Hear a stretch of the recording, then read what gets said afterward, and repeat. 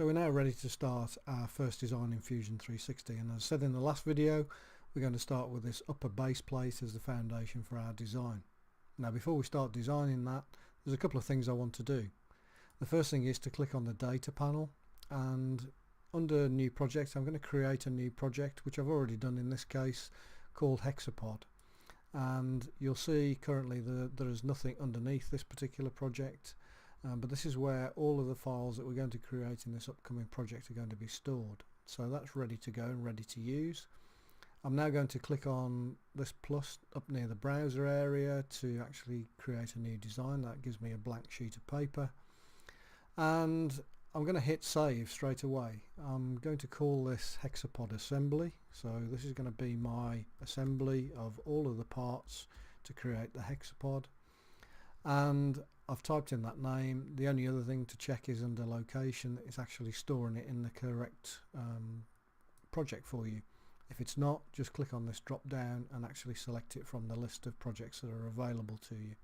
In this case this is OK, and as soon as I do that you should see this then save, and it will be called Hexapod assembly up on the tab, and you'll also see Hexapod assembly now appears at the very top of the browser. So this is the name of our main assembly, and what you'll see as we start to produce all of the components that go within it, they will all nest underneath this particular heading.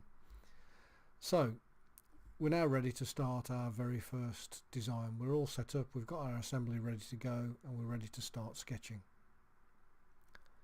So I'm going to start doing that, and normally in Fusion 360 I've explained that you start this kind of left to right journey across this tool ribbon.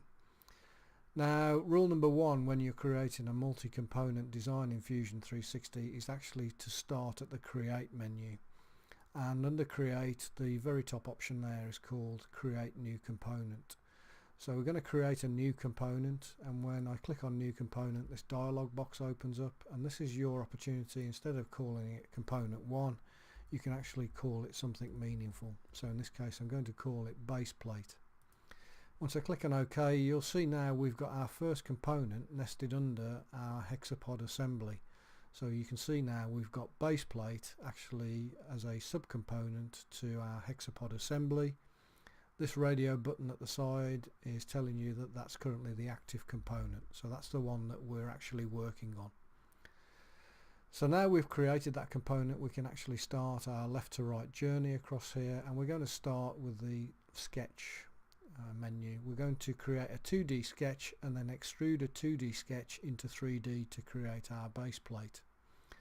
And we start here at the left hand end. There's an icon called create sketch. That also is the top option in the drop down menu. But when you click on create sketch, the first thing it wants to know is where do you want to put that sketch. We don't currently have anything referenced in this design at the moment, so the only options that we've really got available to us are the origin planes. So I'm going to create my first sketch on the horizontal origin plane between the X and Y axes. You'll see it lights up as I let my cursor rest over it to tell you that's the plane that I'm going to use, and as soon as I click on that plane then the screen swings around into a 2D view and I'm ready to start 2D sketching. So I'm going to go back to the sketch menu now, and what you'll notice under the sketch menu is there's a number of different sections to this. This upper section here are all about sketch tools, so these are all the kind of sketches that you can draw. So you can draw rectangles, circles, arcs, lines, slots, ellipses, you can even draw text. The second block down here are things that you can use to modify sketch entities, so these you'll see in a moment, and then down at the very bottom there's this command called sketch dimension, which we'll also be using shortly. But first thing we're going to do is go back to the upper part of the menu, and we're going to use this polygon tool, because the first thing we want to do is create a hexagon for our base plate.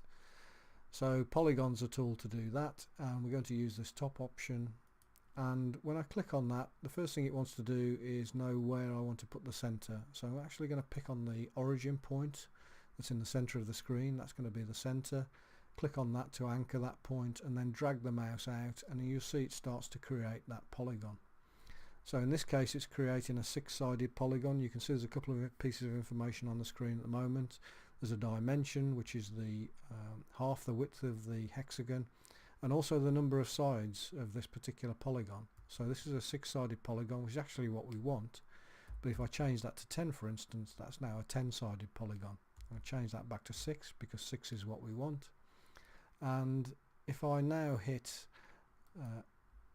enter on the keyboard, or I click on the mouse, it's actually going to create that sketch entity.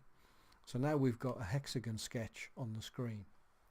The problem is, at the moment, we don't actually know what dimension that is. We could have input it when we created it first off, but Fusion 360 allows you to actually sketch freehand almost, and then start making changes to that sketch to gradually lock it down.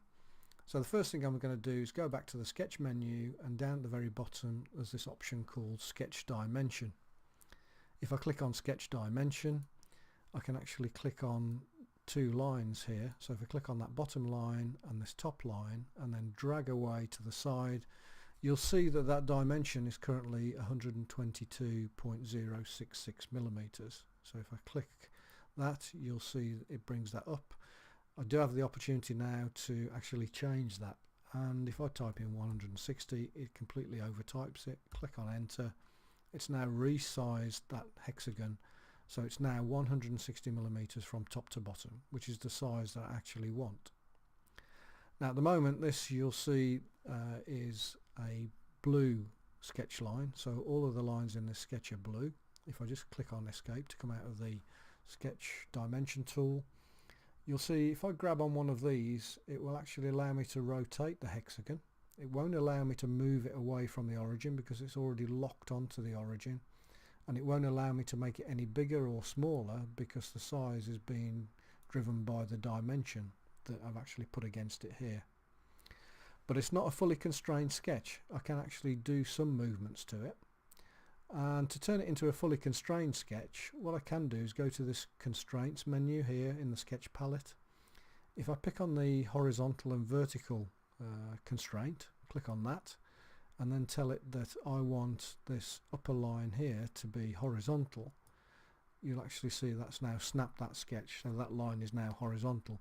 You'll see it's put this little symbol next to it, and that's your indication there's a constraint. So these symbols that you see on sketches, they're all constraints. You'll see those as we develop other designs later on. If you ever need to know what that particular constraint is, then you can just look at the constraints menu in the sketch palette and see which particular constraint that is. If you do find that there's a constraint being put in automatically, because Fusion does do that as you create sketches, then you can actually click on that and then hit delete on the keyboard, and that's disappeared. And you can see now that's gone back to a blue line. So we're back to an unconstrained sketch again. So just click on the horizontal constraint, click on that line. Let's go back and do that again. And there we've got that constraint back in, and we've got our black line. So a black line sketch means it's fully constrained. I can't move or change this sketch anymore. The overall size is dictated by this dimension. It's locked to the origin in terms of its center point, and this particular line here is horizontal. So that's actually dictating that this is now a constrained sketch.